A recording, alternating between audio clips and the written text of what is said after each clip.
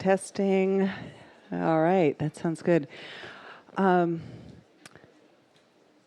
see, Krishna, is there anyone that does anything before I start, or do I just start?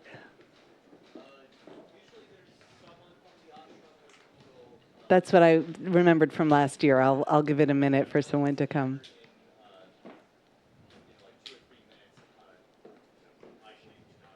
Okay, that'd be great. Thank you. We'll give another minute or two because generally there's a kind of chant that we start with. I'll also share with you, for those of you that are coming back for the workshops that I'm doing tomorrow, and I've lost days. Today's Wednesday, tomorrow and Friday. I'm going to recommend that you bring a yoga mat with you for the next 2 sessions. So we'll be doing a combination today of lecture plus kind of gentle vagal toning practices, so the chairs work. But for the next 2 days, we'll be doing some mat-based practices. So we'll have that option. Good. Yeah. Yeah. And we'll get that announcement again for anyone that tonight, but for anyone that isn't here now. Yay. I'm so pleased. Wow. Wow. Thank you all for coming. How many of you live here or like stay here long term? A few. Yeah. Wonderful. How many of you came in just for this event? Quite a lot. How many of you is it your first time at the ashram? Yay, welcome. It's my second time, so I'm still getting used to it. But it's a special place, so welcome.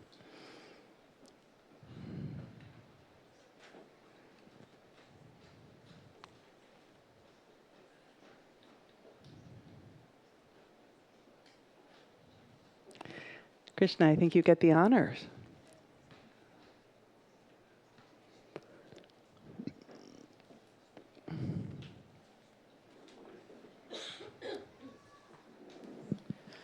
Welcome to our noon workshop.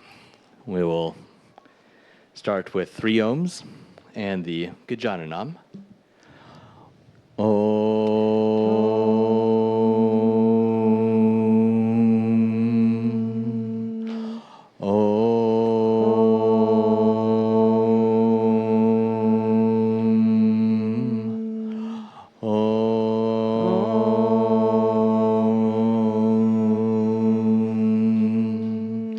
Gajananam Bhutaganadi Sevitam Kapita Jambu Palasara Bhakshitam Uma Sutam Shoka Vinashakaranam Nama Vivigneshwara Padapankajam Shananam Kunkuma Raktavaranaham Mahamatim Diva Mayoravahanam Rudrasya Sunam Surya Saninataham Guham Sharanam Prapadye Ya Kundendu Tusharahara Devala Ya Shuva Rastravita Ya Vina Veradanda Mandita Kara Ya Shveta Padma Asana Ya Brahma Chuta Shankara Prabhiti Bir Devai Sada Pujita Samam Patu Sarasvati Bhagavati Nishesh Jatyapaha Om Namah Shivaya Gurave Sachidananda Murtaye Nishprapanchaya Shantaya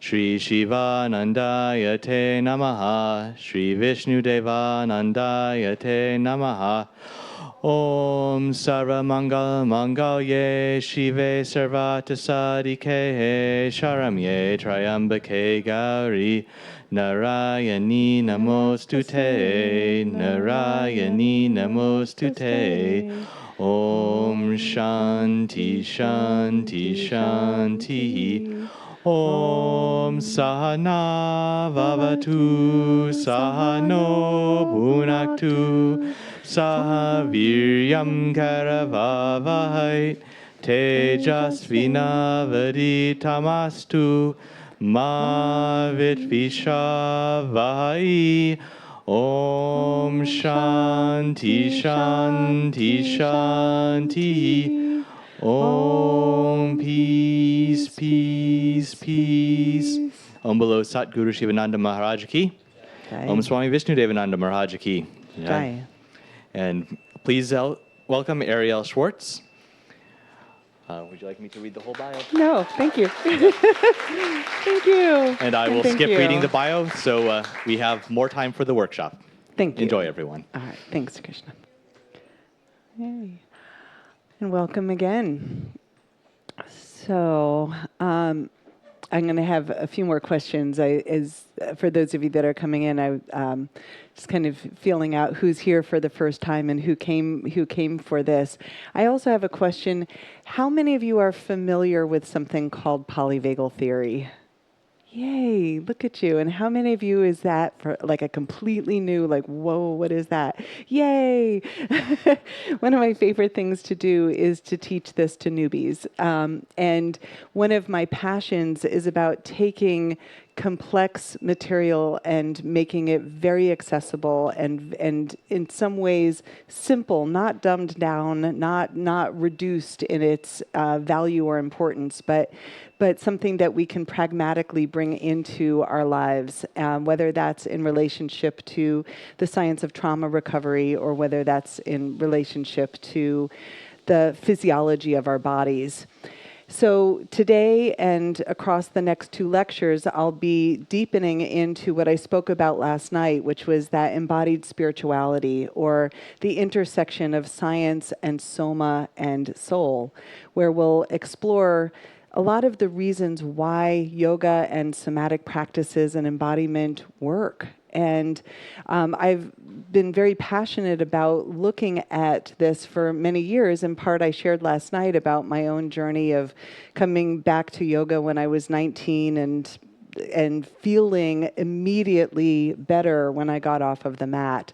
Less anxious, less depressive thinking. In fact, I was just having a conversation just a little bit ago with one of you who shared a very parallel story of, in a sense, how yoga saved our lives.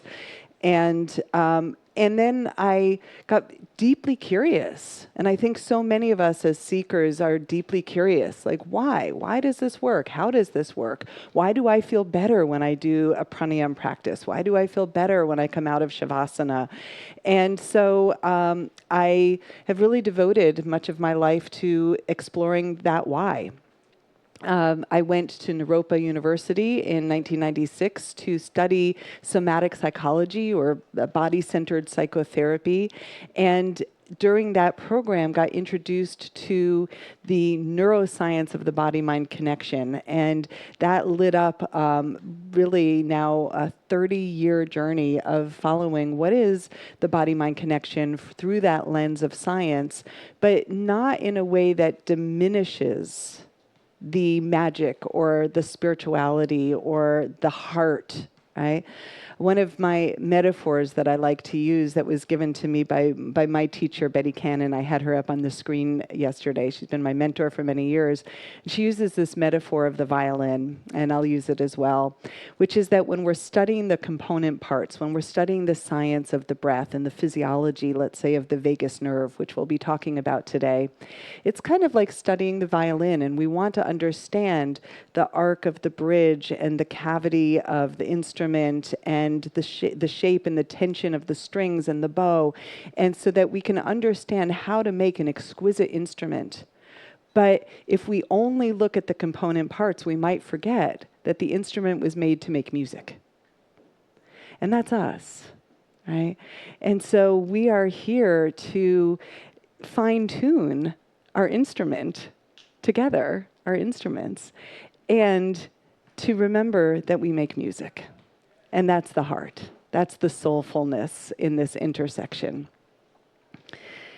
So I'm going to dive us into the science. And again, knowing that there's some of you for whom this is familiar, and there's some of us here that are new to this, I'm going to pause along the way. And so, Krishna, I don't know if people are asking questions, if we're going to use a microphone or if they just yell it out, but I will probably pause along the way just to kind of make sure that it's landing. My goal is to spend a little under an hour, 45 minutes to an hour. Thank you, Krishna.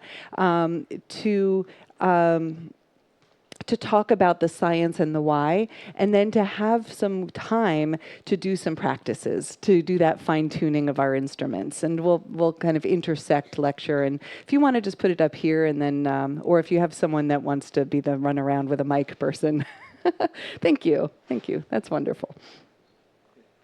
All right, so we're going to start out with what does it mean to sense and soothe the nervous system. And I'll lean into something that I spoke about in last night's lecture. And if you weren't here for last night's lecture, that's fine. I'm going to review some key points that will make this salient and relevant. So one of the things that we learn about trauma and its impact on the body-mind physiology system is that it takes a hit on our nervous systems. And this can impact us directly. It can also be transferred across generations. And so we can look at the research of epigenetic change, which is a fancy word that basically says that our nervous systems are retuned by trauma. And not only does that impact how we feel inside of ourselves, but it impacts the generations that can come after us if it's not resolved. So we can see that same retuning of the nervous system in children that are born to individuals with unresolved trauma. Now, the key word is unresolved. And the good news is that we can retune or recalibrate our nervous systems post-trauma to come back into easefulness. So how does trauma impact the nervous system? When we look at the nervous system, we have, and I'm just, maybe I'm going to save this and pull it in with an upcoming slide. I do have this slide, so let me hold off on this point, and I'll use a slide to illustrate how it retunes the nervous system, because I think it's helpful to see it visually. But the short answer that I'll give for now is that we have two primary branches of our autonomic nervous system: the sympathetic branch and the parasympathetic branch. The sympathetic branch is our go-go system. It's like the gas pedal in the vehicle, and it mobilizes us into the world. And in the context of threat, it mobilizes us into fight or flight. And our parasympathetic nervous system is the immobilizing part of the nervous system. It sets us up to move into deep relaxation and stillness, or our rest and digest response, when we feel safe. And we're going to talk more about the nuances of that as we go. But one of the things that's important about the autonomic nervous system is that we need both of those states to be functioning, healthy, vibrant human beings. We don't want to just be in the parasympathetic nervous system all of the time, because it wouldn't allow us to go play basketball or climb a mountain or dance or do the sun salutations of our yoga practice. So we need to sometimes have the gas pedal, and we want to activate or engage the gas pedal in a context of safety. And that's what allows us to feel empowered and joyful and to play and to dance and to climb the mountain and to feel the elevated heart rate, but we're not in fight or flight. And we want to be able to access the parasympathetic in states of rest and digest, but we don't want to be stuck in that immobilization response all of the time, because it will lead us to feel heavy, fatigued, depressed, ashamed, collapsed, not wanting to get out of bed. So we want to be able to access the restful stillness without falling off into states of collapse or shutdown. And that's the point of what I'm here to teach, is that when we look at trauma and its impact, there's two primary impacts. Sometimes we get stuck in that go, go, go, and we feel like we can never stop and rest. We're in constant sympathetic, and we're very reactive to stress. We're more restless, irritable, anxious, angry, maybe very pitta, if you want to use that language, right? And on the flip side, we also don't want to just be in the parasympathetic. And sometimes trauma, when it's ongoing and it's repeated, it's chronic, and there's no escape, the way that our nervous systems get retuned is that we start to feel like no matter what I do, it's not going to make a difference. And we start to go into more of a shutdown for self-preservation. Right? And if that's the case, we're going to be more likely to feel depressed or a sense of kind of malaise. And so retuning basically lets us reclaim the health of the autonomic nervous system, the ability to go between sympathetic and parasympathetic with greater choice and with more flexibility. And we spoke just a little bit yesterday about autonomic nervous system flexibility as a precursor for psychological flexibility. Why is that, and how does that work? So if we're in states of feeling on guard, vigilant, what's that beeping? Is it safe out there? All the sounds that we're hearing, and our senses get kind of retuned to be vigilant to our environment. And if we're stuck in more of the sympathetic fight-flight, the kinds of thoughts that match that state are, I don't know if I'm safe. I don't know who to trust. I don't know if I can let down my guard. Maybe if I try and rest, I won't be able to protect myself. Anybody relate? Yeah. And so we have a psychology that begins to match the physiology. On the flip side, if we're stuck in more of a collapse or a shutdown or a malaise or a depression, the thoughts might be something along the lines of, nothing's going to make a difference, it's never going to change, this is never going to end, I don't see a point at all of this. And so our thoughts begin to mirror or match the physiology.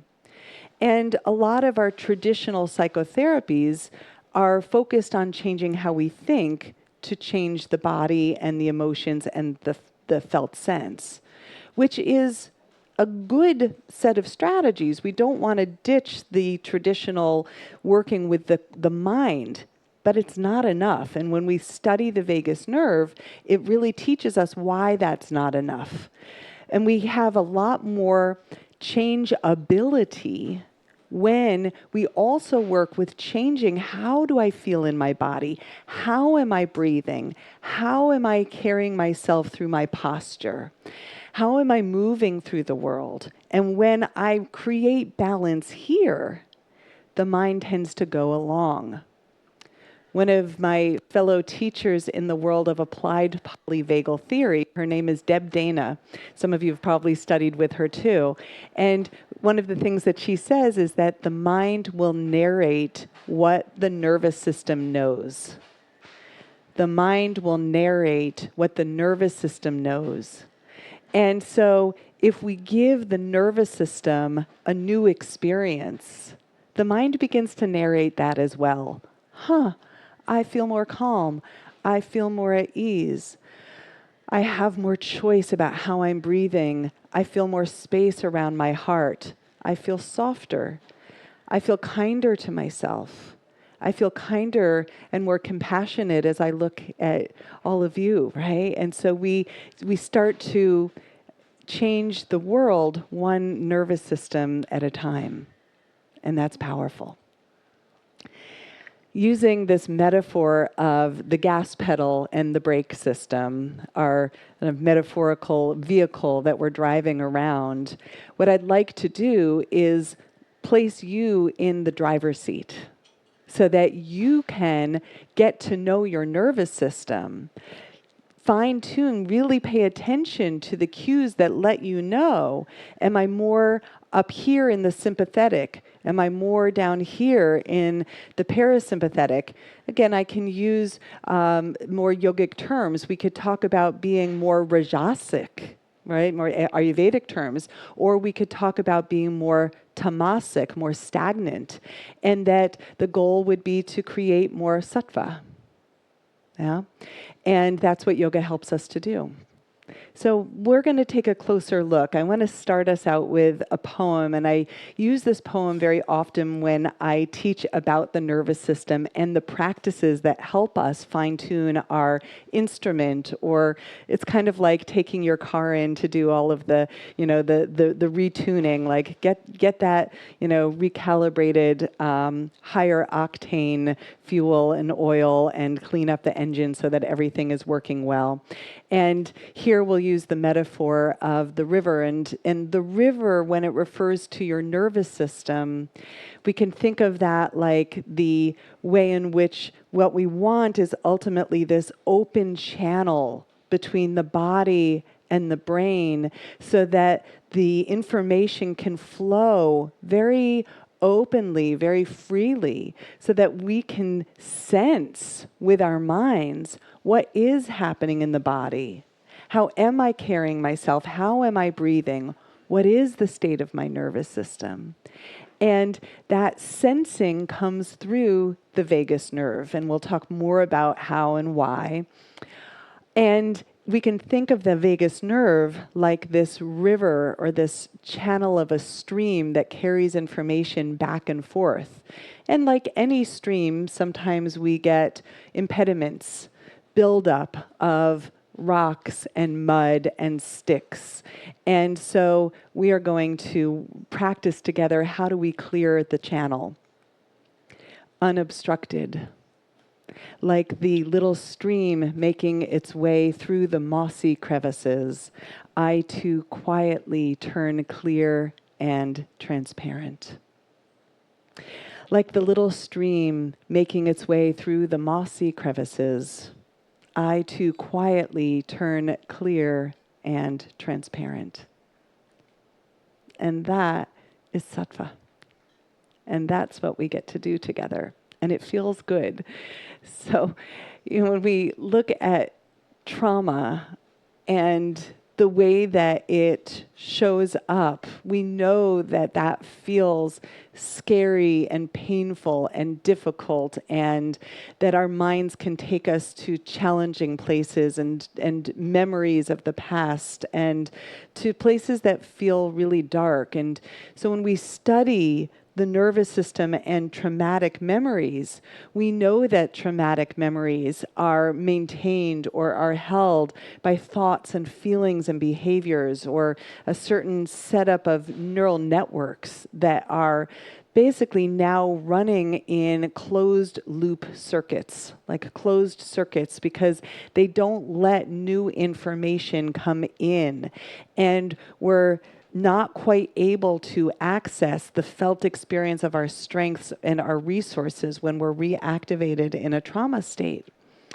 So I think it's a powerful phrase here. Alan Shore, I mentioned him, or I had him up on one of my slides of my teachers yesterday. He speaks about these traumatic memories as facilitating an encapsulated self-state.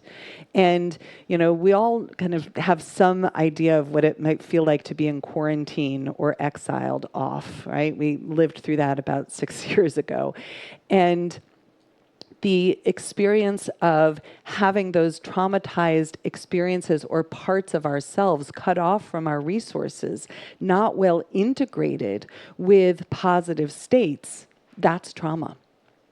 So ultimately, the goal is to restructure and to literally open up the networks of the trauma material so that it can link to positive resource states. That's the goal of this work. But we can't do that if we don't know how to access a resource state. So I shared yesterday that trauma recovery occurs in 3 phases. The first of those is to build stabilization and a sense of safety, a sense of resource. And we strengthen that so that then when we turn towards the trauma-related memory, we can build bridges. And we can move between, I know what it feels like to be so lonely, to be in pain, to be afraid. I know the experience of that. And that doesn't have to define all of who I am, because I also know what it feels like to feel safe enough now, to feel connected, to feel the capacity to speak towards myself with kindness. And I can generate more of that positive state. And you're going to do some of that with me. And I know that Michelle is going to bring you into more of that in the lecture that follows this. So stay on, because it's going to be an amazingly rich day of feeling nourished. And we want to nourish ourselves. We want to enhance positive state so that when we do, or if we get re-triggered into a trauma-related experience, or if we purposefully, let's say in therapy, turn towards a trauma-related memory, we don't end up on the island of trauma, right? We're on Paradise Island. We want to be there, right? And so we want to know, how do I get back to Paradise Island? Do I take a ferry? Do I take a boat? Do I take the bridge? But we want those boats and bridges to get back into easefulness, into joy, into your resource state. And then we can kind of visit the islands that hold the trauma states. Fantasy Island. That show always scared me. Did any of you grow up watching that? No, not that one, right? But like, so we know what fear feels like, but we know how to get back to okayness. That's our goal. So we start with cultivating okayness. We start cultivating what relaxation and nourishment feels like. And what we're leaning into is the science of neuroplasticity. And neuroplasticity lets us know that we have some 86 billion neurons in the brain, throughout the body, that are connected to each other, thousands and thousands, uncountable. We have neurons not only in the brain, but our gut and our heart, which is amazing, right? So we have intelligence throughout the body. And all of our memories and beliefs and behaviors, they're encoded in neural networks. Our brains change in every life experience, and that growth occurs throughout the lifespan. Now, neuroplasticity is neither good nor bad. We can channel it towards positive neuroplasticity. But neuroplasticity also gets shaped by challenge. And so when we look at, there we go. Oh, you're moving all at once. Don't click it too many times. Okay. So when we look at PTS, post-traumatic stress, and I sometimes leave off the D, it's not necessary unless we're billing insurance, right? Like you are not disordered if you have post-traumatic stress. You are human experiencing understandable reactions to a traumatic event. So when we look at post-traumatic stress, it's a form of neuroplastic change that has been reinforced by thought patterns and behaviors and actions and beliefs and states of vigilance that have been repeated, and whatever it is that we repeat gets reinforced. So knowing that post-traumatic stress is its own form of stress-induced neuroplasticity, we also want to recognize that we can shape our neuroplastic change in the wanted direction. And this is all relying on what we call Hebb's law, or essentially saying that whatever fires together wires together.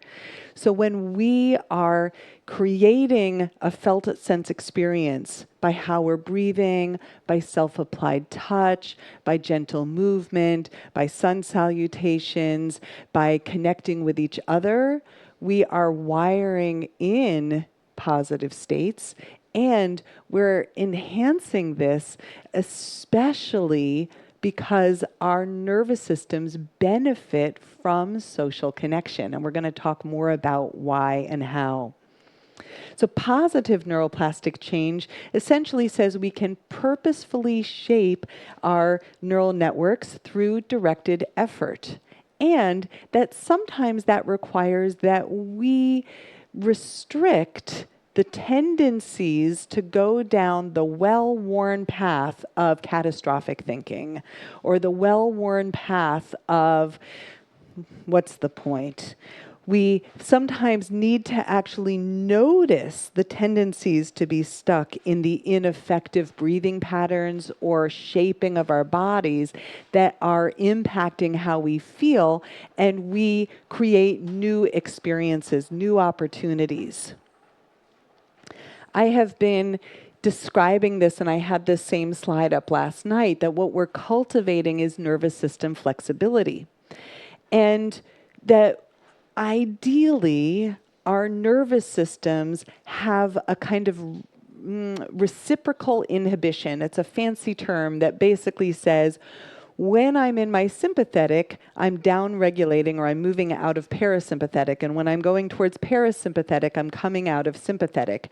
And this reciprocal nervous system is actually healthy. We want that. And we want the ability to not only move between the two nervous system states, but to move between them rhythmically and easefully. So that we're not stuck here in vigilance and we're not stuck here in shutdown. And one of the ways that trauma impacts our nervous system is sometimes we lose that reciprocal inhibition. In that case, what can happen is that we get co-activation. Have any of you heard of the freeze state of the nervous system? Being frozen is a co-activation because what happens on the inside is that we feel on guard, vigilant. We're often holding our breath or breathing shallow into the upper chest. Our eyes are wide. We're very aware of everything that's happening out there. So we've got a high sympathetic tone, but we're immobilized. We're not moving. We don't know how to take action. You can think of a little bit like the deer in the headlights, right? Right? And so tomorrow especially, I'm bringing in specific practices. I have to shake that posture off. Woo. Like I'm in body freeze. I'm like, oh, that's uncomfortable. Right? Tomorrow specifically, I'm bringing in practices that help us come out of states of freeze or immobilization. We have another term that we sometimes use in the field called functional freeze. Anyone heard of that one? Yeah. Functional freeze means I get away with it. Like, it actually gets validated because I can be in high freeze states, but I can get things done. I can essentially be really smart. My mind can go very fast, and I can type a lot, but I'm actually not really mobilizing. I'm not really free in the world. So unfortunately, our world sometimes reinforces states of functional freeze to get things done. Right? Anyone spend too much time on your computer? Me too. Right? So we come here to unplug, hopefully at least for some of the time, and to remobilize and to free ourselves up. So the autonomic nervous system, I've already named these terms, and you'll now see them with our slide. And when I was first learning about the autonomic nervous system, I was writing a master's thesis. This was 1998, and I was writing about caregiver stress and burnout, and looking at whether that was stress and burnout related to therapists or nurses or CNAs, nursing assistants, anyone in the caregiving arena, even sometimes for family members, and kind of looking at the primary ways in which stress and burnout was showing. And again, we can look at these kind of two categories of symptoms. Sometimes with stress, we're stuck in that vigilance. Sometimes with burnout, we're stuck in that shutdown. But a lot of the literature in the late 1990s was still talking in reference to the way out is to get out of stress. The way out of the problem is just to get into your parasympathetic nervous system. And so you can look at the work of Herbert Benson, who came out of Harvard and wrote about the relaxation response. And that work is essential and it's extremely important, but it's only part of the answer. It was missing an essential understanding that sometimes we can get stuck with too much parasympathetic. And so the relaxation response is valuable if you're stuck over there. If you're stuck in sympathetic vigilance, go, go, go, freeze. But it can be problematic if you're already stuck in hopelessness or despair. Because the more that we go into stillness practices, your nervous system is already being retuned in that direction. So when I first started to learn about the polyvagal theory, which was developed by Steve Porges, he said something, and this was about 15 years ago, and I was in a lecture with him, and he said something that I will never forget. He said, if we didn't have play, if we didn't have our sympathetic nervous system, let me say this correctly, if we didn't have our sympathetic nervous system, we wouldn't be able to play. We wouldn't have play, joy, empowerment, excitement. And I said, whoa, wait a second. Everything I'd been reading made the sympathetic nervous system the bad guy in the story. And now you're telling me that if I didn't have my sympathetic nervous system, I wouldn't be able to dance. That's matching something that feels really accurate. And I'm seeing some nods in the room, so I know I'm saying something that you get, right? Like when we dance or sing kirtan, or we go into that moment where we're all clapping, or we're singing, or we're doing sun salutations, we are mobilizing. We are engaging our sympathetic system, yeah? And we are enhancing our well-being as we do that. So what the polyvagal theory teaches us,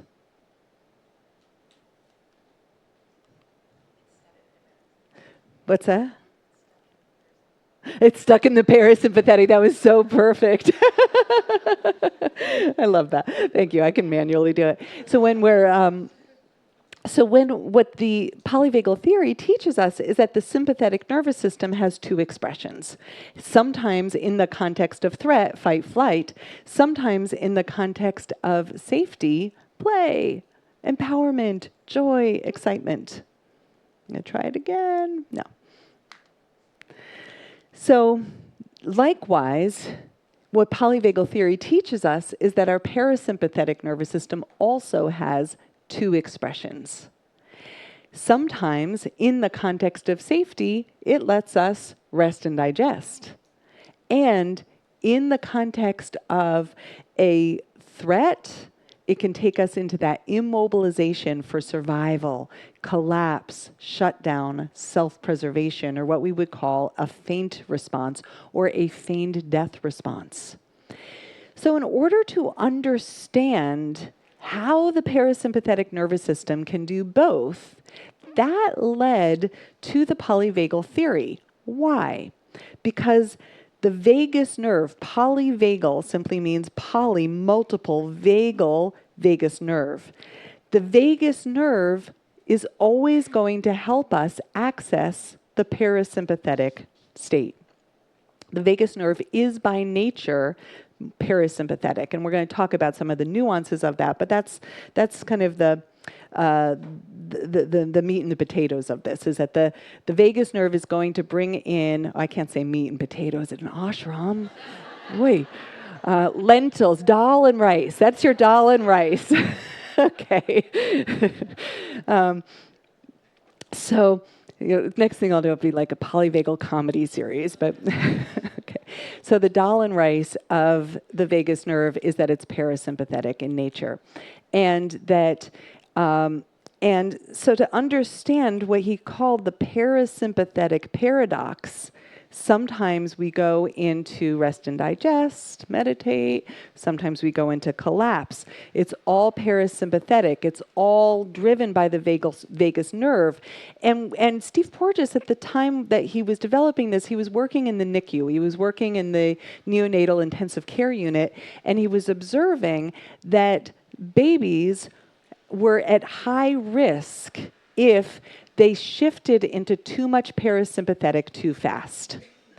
And what would happen is that it would lead to a rapid, what we call bradycardia, or rapid reduction of the heart rate that put them at risk of death.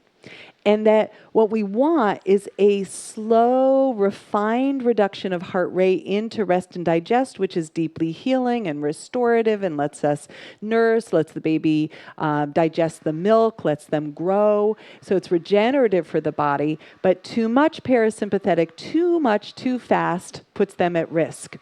And so this development of an understanding of the role of the vagus nerve, and polyvagal means that we have multiple vagal circuits, and that one of those vagal circuits travels primarily above the diaphragm into the heart and lungs, into your larynx and pharynx in the throat, and then works with other cranial nerves. The vagus nerve is your 10th cranial nerve. It works with other cranial nerves that basically gathers information around your ears, your face, your mouth, your tongue, your eyes, and the whole feeling of the face.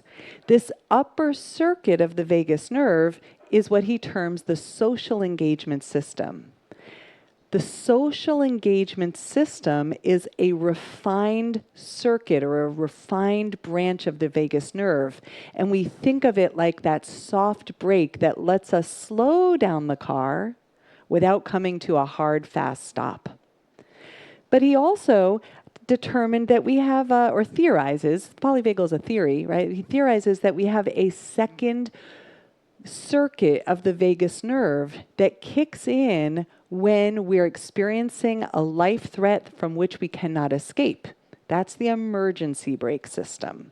And the emergency brake is a hard, fast stop that doesn't slow the heart down gradually, but slows it down quickly as a last-ditch attempt to survive impending death. So it's sometimes best to use an animal metaphor here. If you can imagine, I'll go with a cat and mouse for a moment, this is going to be a cat that has already had its vegan meal for the day. It's a full cat, like the one that spends its time on this front cushion during satsang, which is just amazing to me. So this full cat sees a mouse scurry by and gets curious, goes for the chase, starts to run after. It gets a little rajasic and it runs after the mouse. It catches the mouse. The mouse goes, uh-oh. And the mouse goes into a feigned death response. Basically, in the feigned death response, the heart rate slows, the respiratory rate slows, there's loss of muscle tone, and in some cases, there's even loss of bowel control or there's vomiting. There's a lot of things that can correspond with this, but basically, the mouse goes limp. This full vegan cat goes, oh, there's nothing left to chase. Drops the mouse, comes back to satsang, curls up on the cushion, leaves the mouse behind. This mouse survived. Feigned death, really smart. No more cat, shakes it off, scurries away. Okay? And as humans, we're equipped with some similar strategies of how to survive impending threat from which there is no exit. We call that dissociation. And it's incredibly intelligent because what it does is it numbs us from the pain. It numbs us from the harm that's being done. It tunes out the senses.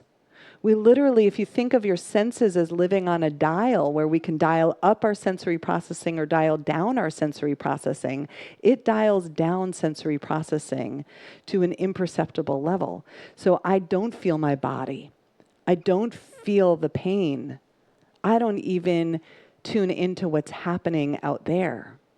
I disconnect. Yeah, be gentle. It's a tough topic, especially if you relate to this topic, if it's something that's very personal. And how does the nervous system do that? So the lower circuit of the vagus nerve that travels below the diaphragm, when we know that we're safe, when our upper circuit is on board, and I'm going to speak more in a moment about why we call it the social engagement system, but when the upper circuit has helped us determine it's safe enough now, that lower vagus is our rest and digest system. The dorsal vagus is what we call this, and you can see here in this image that there's, and this doesn't do justice to it, there are literally thousands of nerve fibers coming out from the vagus nerve innervating into every digestive organ, your stomach, your intestines, your pancreas, your gallbladder, your kidneys, and your reproductive organs. So the whole organ system gets innervated by the vagus nerve. And when we're safe, regenerative, restful, digestive. When we are going into that more primitive survival response, it leads everything to basically eliminate what is being perceived as toxic. So we sometimes in humans will see what we'll kind of look at as like a vasovagal syncope, or sometimes a feigned death or a faint response that leads to discomfort, nausea, vomiting, loss of bowel control, all of those things, because your body is essentially trying to get out of it that which was not digestible. Right? I love to think of our digestive system as our second nervous system, and there's so much research about this, because our digestive system has an instinctual knowing about what is digestible, what we want as part of us, what is nourishing, and what is toxic, and will, on our behalf, eject or get out of us that which is toxic, that which is not assimilatable into who we are, right? That's that which we cannot really take in as us. And so there's a wisdom to gut belly wisdom, or to gut belly intelligence, right? Like there's a deep instinctual knowing that says, I want this as part of me, and I want that out. I don't want that. That's not good for me. Right? Even just think about digesting food that has gone sour, right? Your body's going to give you that feedback. It's going to get that out of you. It's the same thing when we experience or even witness a traumatic event that's not digestible, right? We feel nauseous afterwards. We feel shaky. Our gut gets thrown off by that. I mean, think about even just travel, right? How many of us had our gut go off by just travel, right? Like stress impacts us. So we can think of the vagus nerve as this incredibly important bidirectional information highway in which the vagus nerve is helping gather all of the information from the sensory experience of the body and bringing this up to the brain so that your brain can know how to best help you navigate the world. And we can think of this kind of like the power cord to the computer, because it's not necessarily that the change happens in the vagus nerve. The change happens in the brain, that's the computer. But the brain needs the juice to do its job. So the vagus nerve brings all of that information in. So let's do a little mini experience. How's that sound? So in practice here, I'm going to invite you to get to know your vagus nerve experientially. And we're going to use our hands here to kind of guide our journey. And I'm going to invite you don't need a lot of movement of your hands. We're not in the States or Canada or the places right now where it is 20 below zero or some really cold temperatures. It's plenty warm and humid here, but just bring a little bit of energy to your palms. And then I'm going to invite you to bring your hands over your face. And start to just bring attention to your eyes, especially because for, about 45 minutes or so, you've been looking and receiving information through your sense organs, your eyes and your ears. And just attuning for a moment to the ways in which your eyes help you navigate the world. You can maybe Gently massage across the tops of your eyebrows or just below the eyebrows, the top of the eye socket, around the outer corners of your eyes, around your temples, a little self-massage. You might also greet the tops of your cheekbones, the lower edge of your eye socket. And sometimes it's nice even just to kind of palpate across this region, knowing that the vagus nerve works closely with your trigeminal nerve here, gathering data about not only what your eyes see, but helping you express through your eyes how you feel. We often refer to the eyes as the window of the soul, the windows of the soul. And we can see when someone's eyes are bright and shining, or when our eyes look dull, or when our eyes are strained. We can feel that. And that's all your vagus nerve at work. I'm going to invite you to bring your hands down to your cheeks, navigating around your microphone, and no, but just feeling again around your mouth. Because the vagus nerve gathers the feeling of your face, it helps you to identify what you're feeling. Stressed, we often furrow the brow, we carry tension around the jaw, sometimes clenching at night. You might even open and close your mouth, stick out your tongue, scrunch up your face, and release it. Knowing how not only do the muscles of your face help you feel what you're feeling, they help you express what you're feeling to others.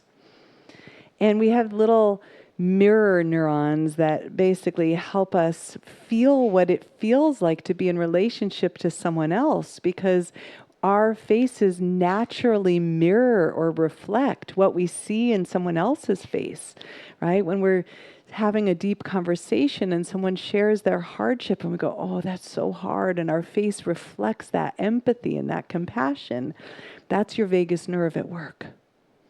Both in the expression of what you're feeling to another person and the way we mirror back. Moving your fingers to your ears. Vagus nerve innervates all around the ear. We're going to go into this in more detail in a little bit, but for now, really just sensing the ways that our sense organs of the ears take in information about the world. Receive the stories, receive the voice tone of another. It's the way that a baby receives the soothing voice of the mother. And that soothing voice communicates cues of safety even without the words. It's the lullaby, it's the tone. And the vagus nerve in the ear receives those soothing tones and goes, oh, it's okay to rest. I can close my eyes. I can sleep. I can digest. Traveling with your fingertips now around the sides of your throat. You have light touch here, but acknowledging that the vagus nerve then innervates into your vocal cords, your larynx, your pharynx, also into your thyroid, your parathyroid. And when we vocalize, we stimulate the vagus nerve. When we express how we're feeling, when we cry, when we call out, when we express excitement and joy, it's so good to see you, right? All of that is your vagus nerve at work, communicating the emotions through the voice, traveling into the ear canal of the listener. Social engagement system. And then bringing your hands, if you'd like, right over your heart. Vagus nerve travels into the heart, the sinoatrial node to be specific, and we're going to talk more about this as we go. But the heart's pacemaker is innervated with your vagus nerve. So are the sympathetic system, and your vagus nerve helps your heart respond to the world. It helps us know when we're afraid. It sometimes leads us to feel a little hard-hearted when we've felt bitter. And it also opens our hearts when we feel joy and compassion and warmth and appreciation. Vagus nerve innervates into your lungs, responding to the expansion and the contraction, sensing the stretch and the movement and changes in blood pressure and heart rate and respiratory rate, communicating all of that up to the brainstem. Sensing the balance of oxygen and carbon dioxide in the bloodstream, allowing for your brainstem to do the best job helping you sustain homeostasis. Amazing, intelligent. Has little chemoreceptors, chemical receptors all along the vagus nerve. Traveling downward, the vagus nerve then travels through your diaphragm, and if you go right to the center of your diaphragm, and you can trace your rib cage right here, the diaphragm has a small opening that we call the esophageal hiatus. Esophageal hiatus is basically where the esophagus travels through the diaphragm to get to your stomach. The vagus nerve wraps itself around the esophagus to travel down into the digestive organs as well. So when we breathe diaphragmatically, when we move the diaphragm, when we free the spine, when we open up the granthis or the knots that get stuck in the connective tissues of the diaphragm, we are opening up this river, this stream of communication. We become unobstructed. And then bringing your hands right over your abdomen, sensing and feeling how the vagus nerve travels all the way down to your intestines, your stomach, your pancreas, your gallbladder. If you're a woman, your uterus, or if you're identifying in that direction or gendered. Sensing into the ways in which your body intuitively feels its way through the world, and your vagus nerve gathers that information. Whether it's safe to digest our food well, to eliminate our food or our waste, or whether we've grown tight or whether it's too much.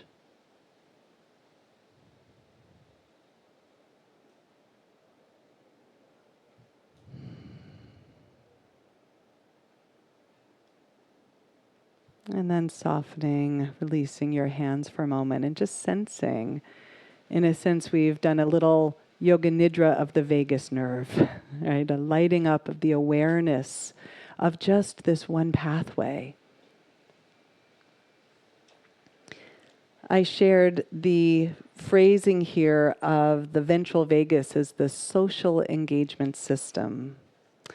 And the way in which your vagus nerve travels up and around the face to help us communicate through our eyes how we're feeling, through our facial expressions, to receive that into our eyes, the voice tone and the ears, all of this being this exchange between us. So why did the vagus nerve evolve to help us access the parasympathetic nervous system in response to social connection? Because when we think about human infants or mammal mammal babies. For any of you that heard the story, I cannot pronounce her name, but the wise teacher that was here teaching about Vedanta, and she spoke about the instinct of the baby monkey that clings on to the mama. But essentially, this is a mammalian trait to down-regulate the nervous system to be in proximity to our caregivers. And so as mammals, and especially as humans, we are highly dependent upon our caregivers for extended periods of time, right? We're not necessarily the fledgling bird that's only in the nest for a little bit, or the lizard that comes out of the egg. We are dependent upon staying close for milk. And in order to take in that which nourishes us, we have to come out of fight and flight. So we have to down-regulate out of the sympathetic nervous system in order to rest in closeness, rest in proximity. So our social engagement system receives the cues of the soothing voice tone, receives the soft, warm, welcoming facial expressions, and says, oh, I can soften, I can rest here, I can digest, I can grow. And that helps us internalize the felt sense of safety. A key term that we use in polyvagal theory is something we call co-regulation. Co-regulation says that one person's ventral vagal safety can be transmitted to another or to a group of people.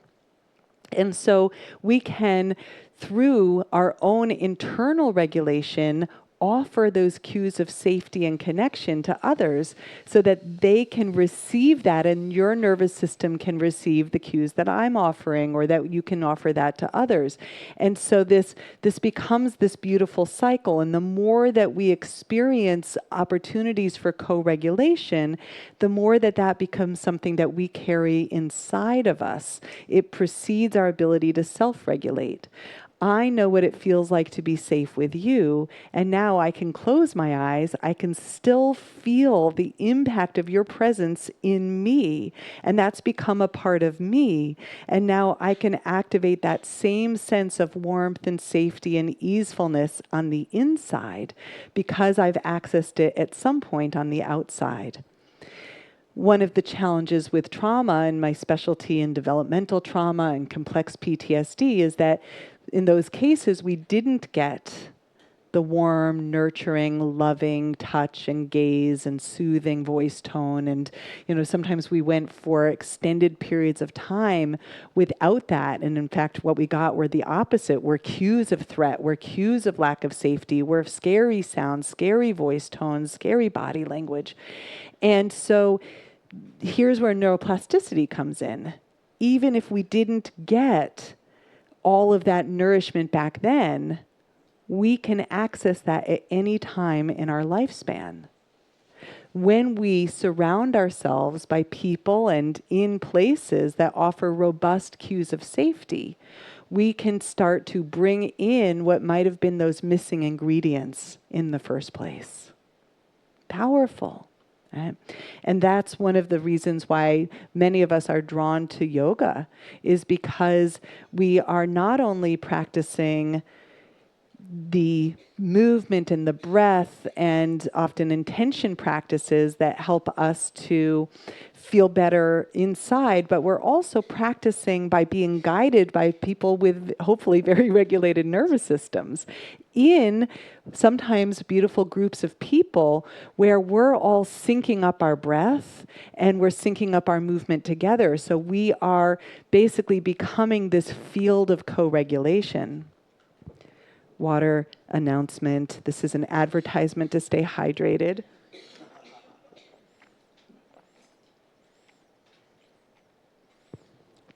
Also helps your nervous system work smoothly. So, what else do I want to say about this? The ventral vagal circuit. What's beautiful about this, and we spend a lot of time in the early stages of bringing in vagus nerve regulation or vagus nerve stimulation, we spend a lot of time on the upper vagus. We come to the lower vagus generally after we've got a well-established ventral vagus, and I want to tell you why. Because this is the flexible system. The lower vagus is much more hardwired, but the upper vagus can be myelinated or it's experience dependent. So this is what we get to strengthen and continue to strengthen throughout our lifespan. And it's considered to be a fine-tuned, refined brake. So if we use our driving the car metaphor, the ventral vagus lets you tap on the brakes, gently slow down, and we can lift the ventral vagus, and that's going to automatically bring a little bit more gas in the system.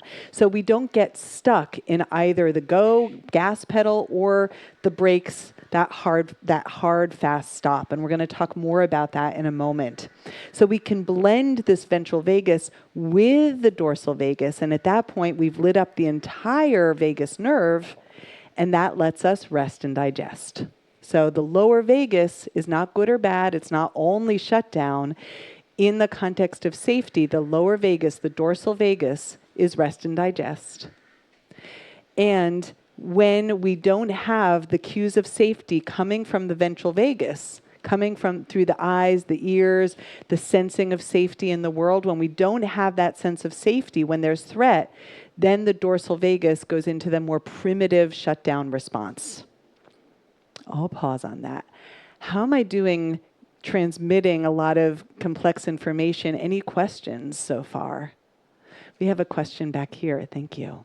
Should I wait for the mic or should I? It's coming. Thank you. Thank you. Thanks so much. I'm having such a fangirl moment. It's so cool to see you in person. Yay. Hi.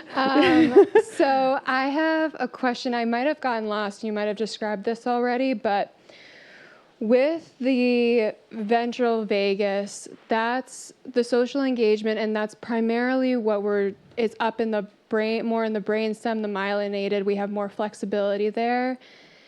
There was a slide that said 80% of this communication is the body and 20% is the brain. So when we first work with a patient, we're really just doing the rewiring in the brain and then we go to the body? No, great question.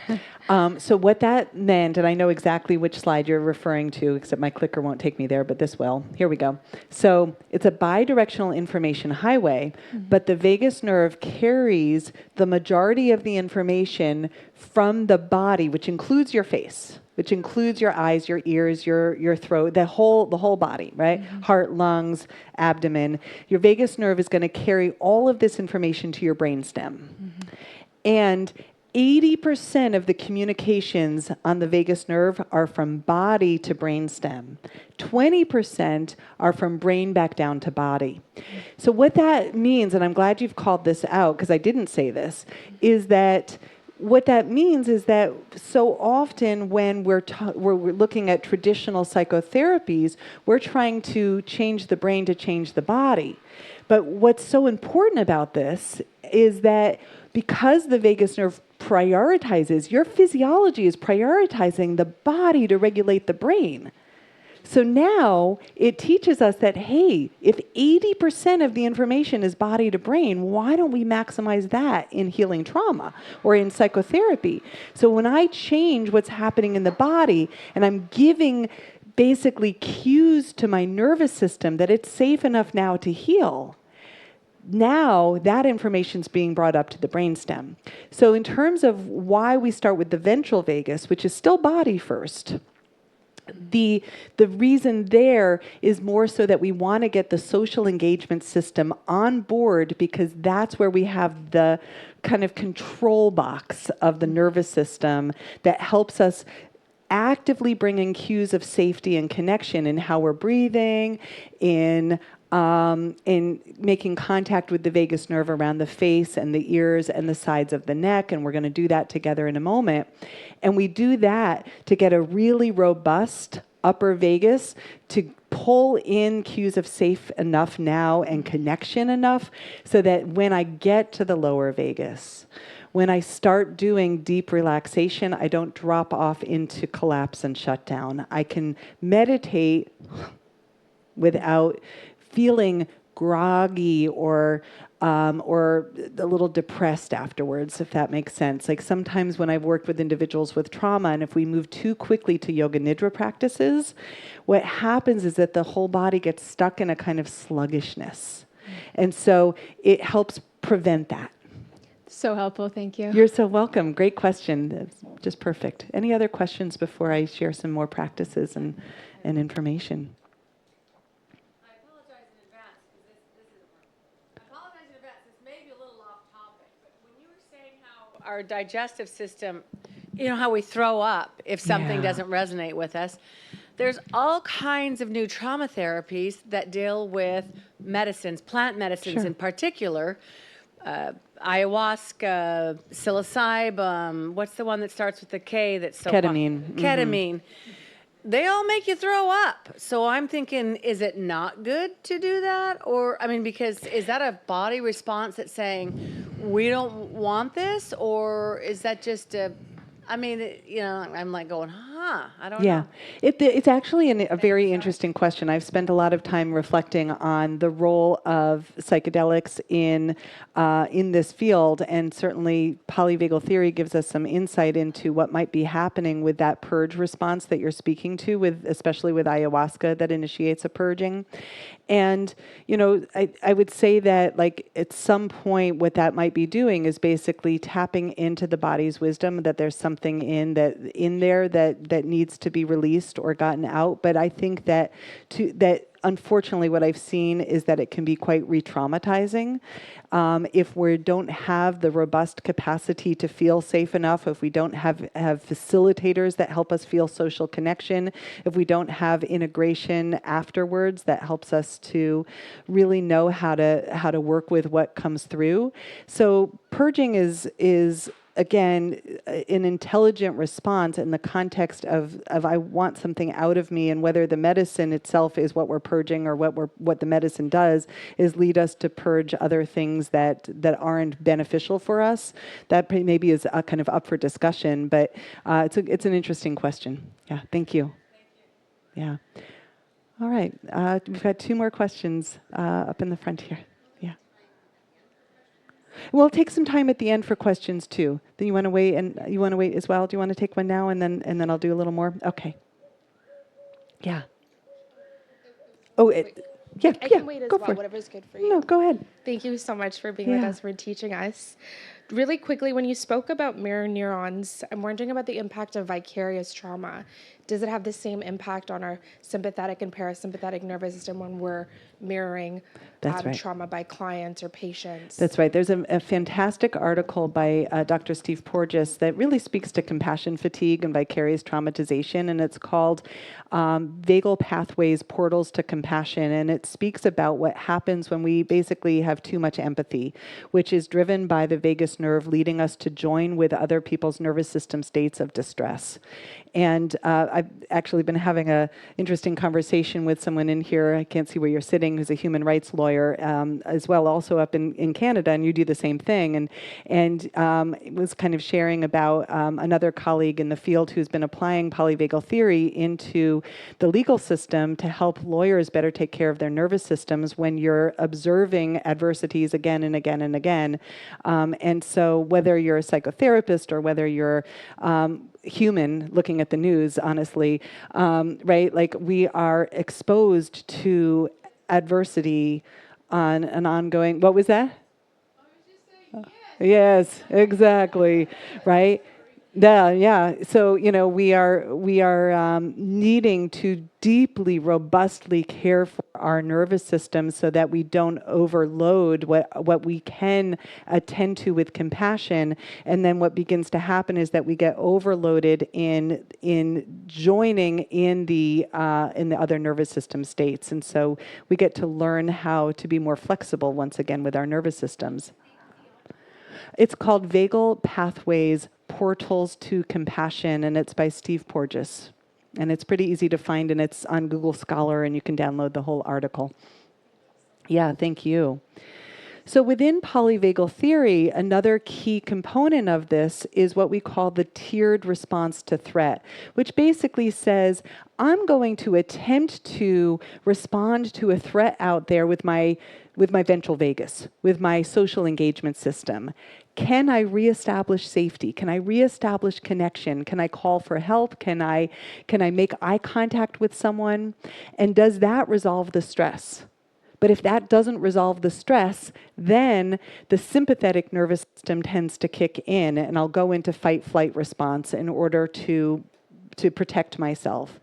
If I can't get away, if I can't make a connection, if I can't protect myself, if nothing I do is working and I am trapped and my nervous system either is accurately or simply perceiving that there's a life danger, that there's a life threat out there, then the dorsal vagus is what might kick in, and that is that last ditch attempt to survive.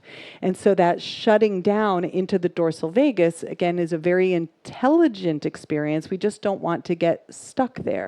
Right? And if we look at this tiered response as a trajectory, healing generally occurs by climbing back up to the ventral.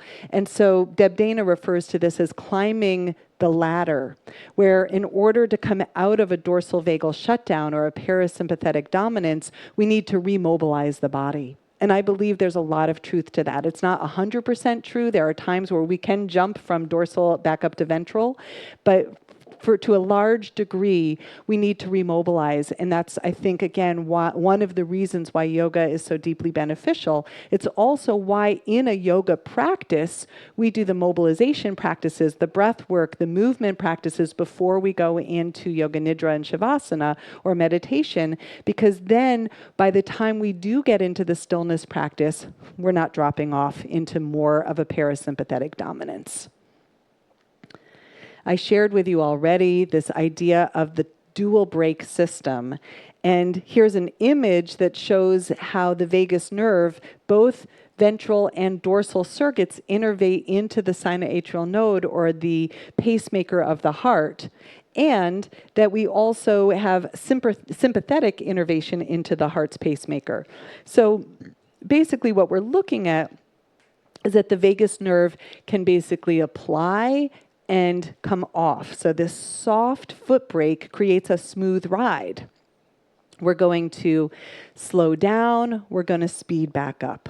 We're going to slow down, we're going to speed back up. And honestly, when we do pranayama, we're doing that rhythmically with the breath. Inhale, sympathetic, exhale, parasympathetic. We're going to take another look at that.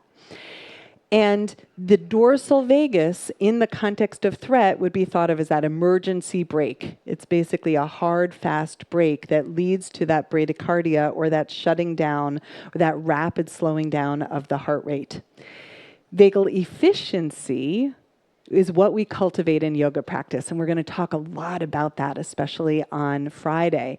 And vagal efficiency is the practices that help us quickly lift off and reapply the vagal brake with rhythmic flexibility.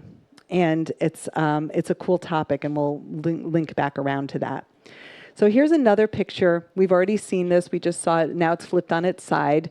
Once again, just a little review. Social engagement system is when we're connected and open, when we're safe.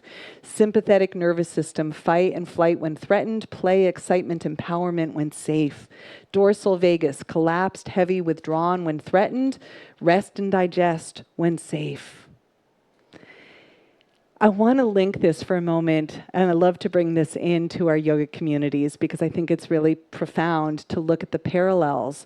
And when we look at Purusha and Prakriti, what we see in Prakriti are the three states of the gunas, right?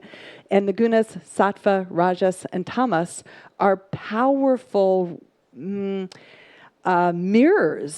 for what the ancient yogis knew was the three states, and here they are right here in our nervous system. Sattva is ventral vagus, rajas, sympathetic, tamas, parasympathetic.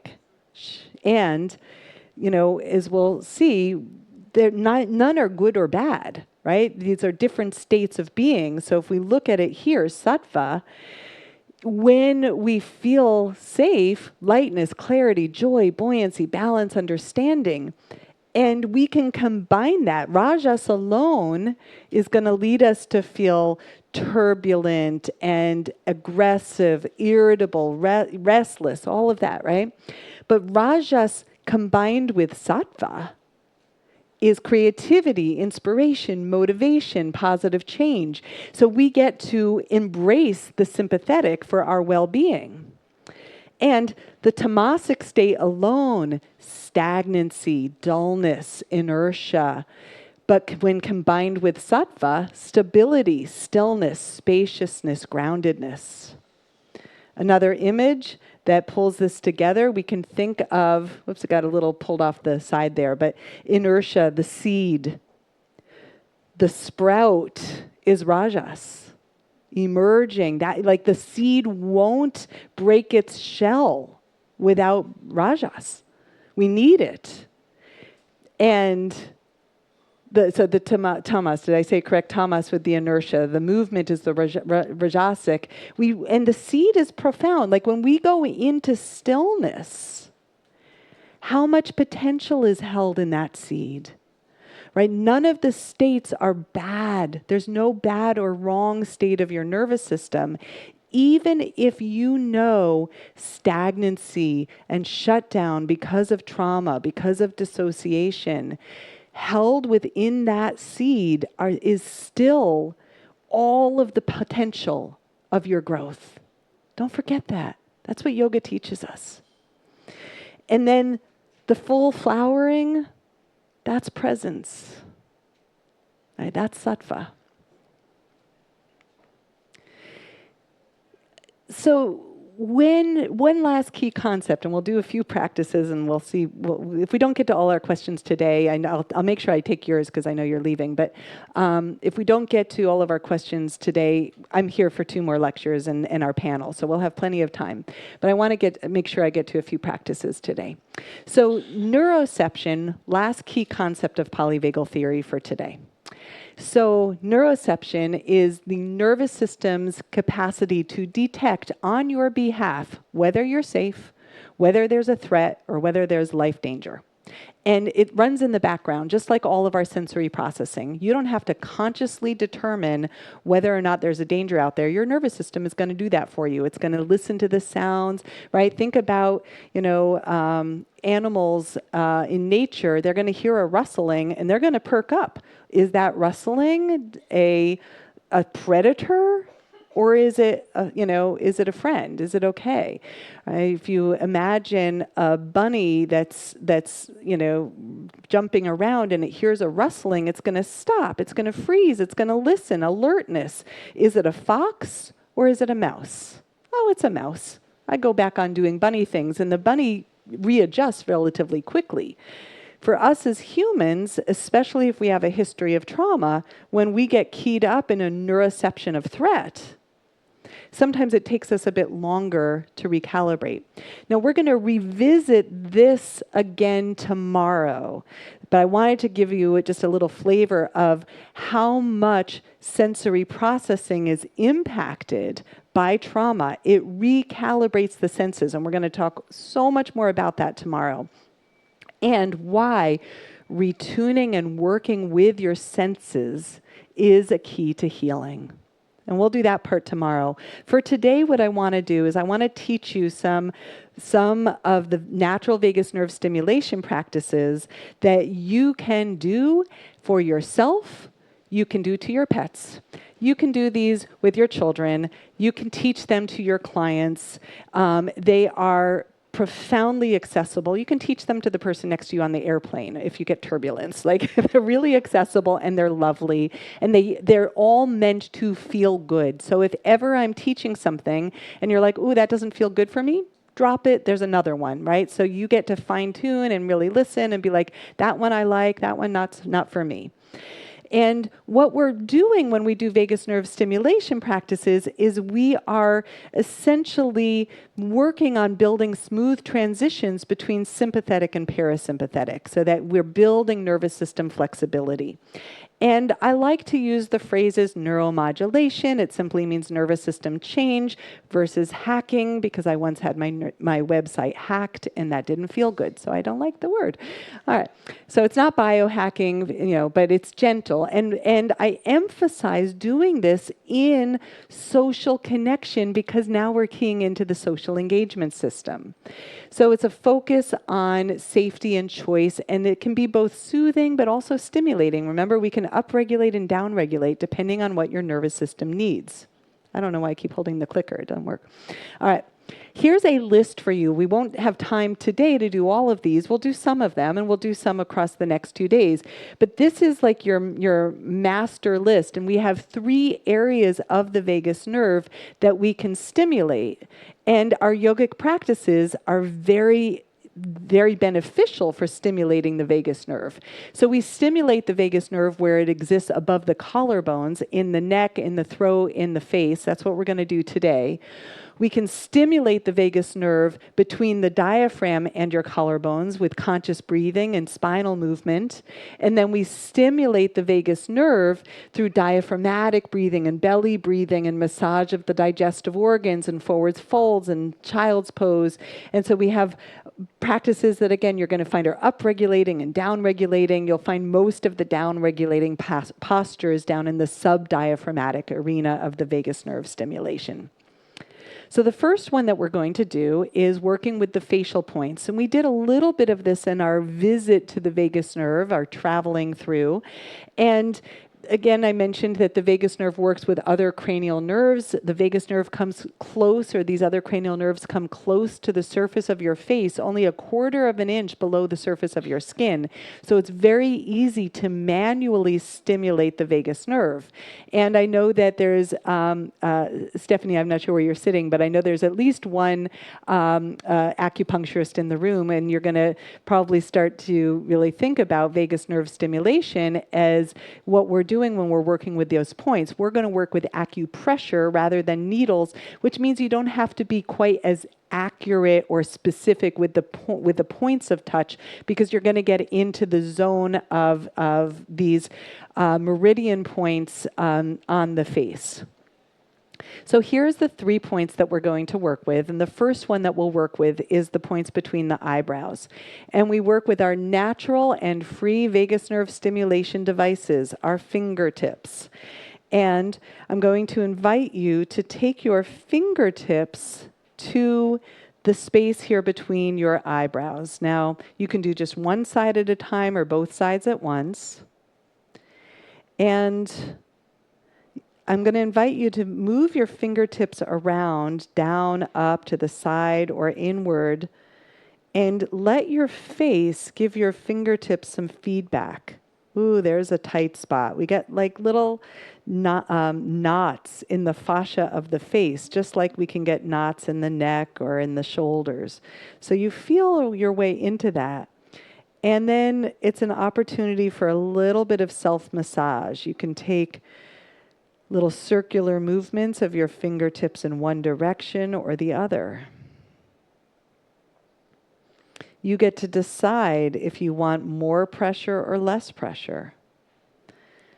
The points here between the eyes are associated with the urinary bladder meridian, and these points are referred to as the points to release stress or bringing bright light to the eyes.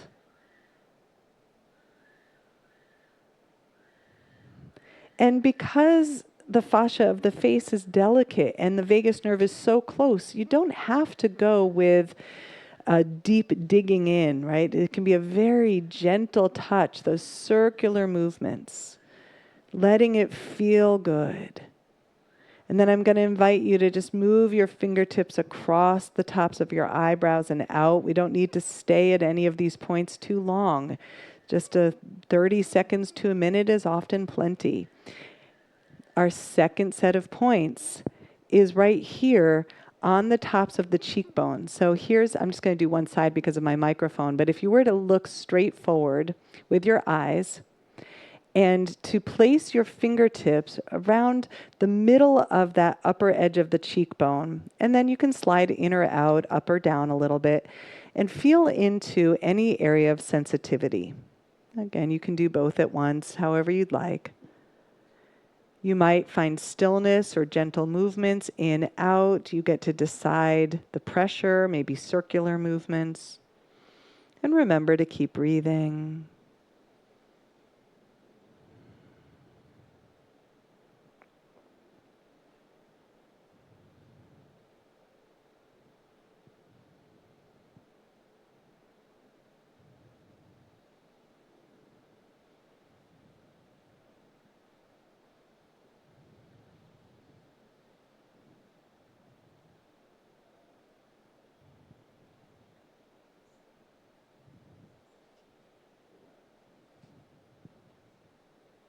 Good.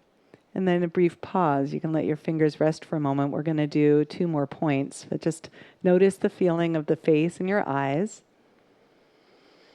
Just like when we practice yoga, we do a practice and then we receive the practice. So you allow yourself to notice the subtle or not so subtle shifts.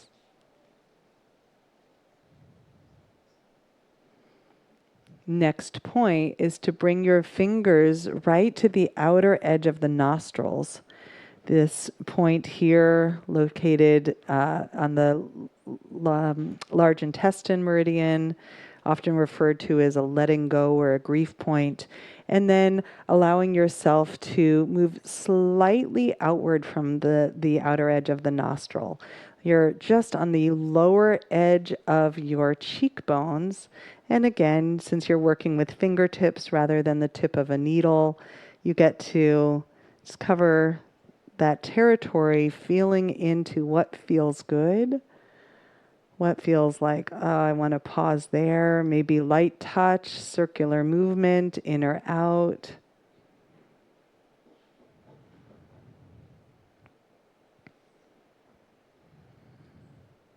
Personally, this is one of my favorites.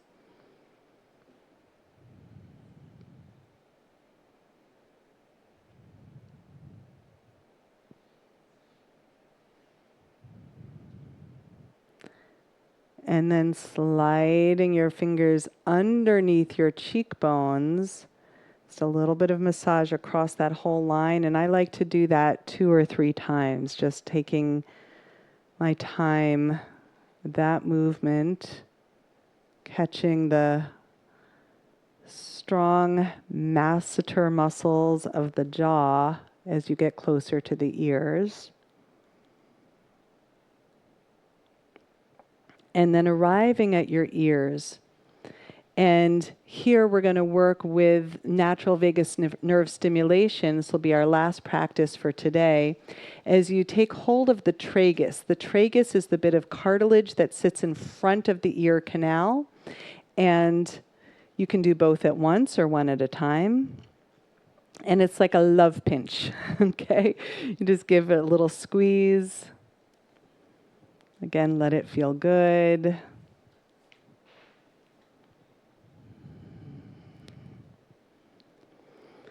So the tragus and the ears themselves, parts of the ears have 100% vagal fibers, again, sitting just 1/4 of an inch below your skin.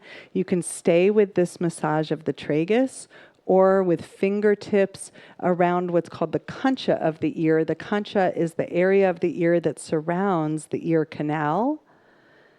And massaging up, down, around. I like to open and close my jaw. Sometimes I like just to rest my ears my fingers at the lower ears, just dragging the earlobes down. Open, close jaw. And it can also feel good to roll your earlobes out or in.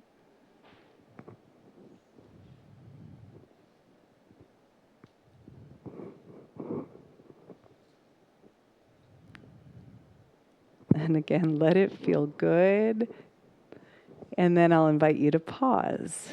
Let your vagus nerve stimulation devices rest in your lap.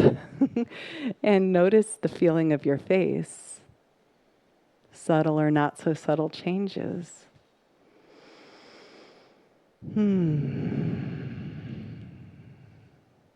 If you were to popcorn a few words, we don't need the mic for this, but just kind of calling out, what are you noticing? What are you noticing? Peace. Lighter. Warmth, me too. Yeah, my body temperature shifted for sure. Anything else? Heart sensation. Yeah, echoing that over here too. Yeah. Did anyone feel uncomfortable? Was it difficult? Yeah. Do you want to share more about that? A little painful in some of the spots. More activated, not uncommon, right? So when we're opening up the body-mind connection, I don't know if you want to share as well. No. Sometimes I teach this and people are like, I don't know why, but I suddenly feel the urge to cry or I feel really vulnerable. I'm seeing you nod. And so remember, when we open up the communication highway, the super highway, we're more likely to feel what we're feeling. And sometimes that's ease and peace and lightness, and sometimes that's heaviness and grief and sadness or discomfort or pain. And that's not a bad thing, because once we know what we're carrying, we can attend to it and we can heal.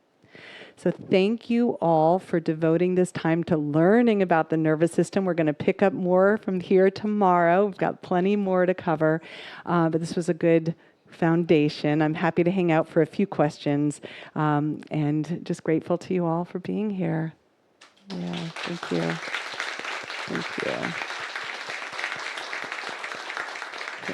Thank you to all of you. Maybe, Krishna, is it okay if we take just a few questions before we close? Okay, we'll do quick questions, quick answers, and then we'll transition. Yeah. And again, if you're here tomorrow and the next day, I'm happy to answer in more depth then too. Thank you so much. Thank you. So as part of my practice, I'm a coach, therapist, and my own personal journey, I've gotten a lot of value out of expressing feelings, especially anger. So I've facilitated workshops, helping people like really express their anger. But lately I've gotten a little sense like, I don't know if it's good, if it's Let's save re-traumatizing. it. Are you here tomorrow? Yeah. I want to save it because that one deserves a nice long answer, and it's relevant to tomorrow, because tomorrow we're going to do more expressive practices. We're going to talk about how to do it safely. Great. Amazing. And one more, and then, right next to you. Holler.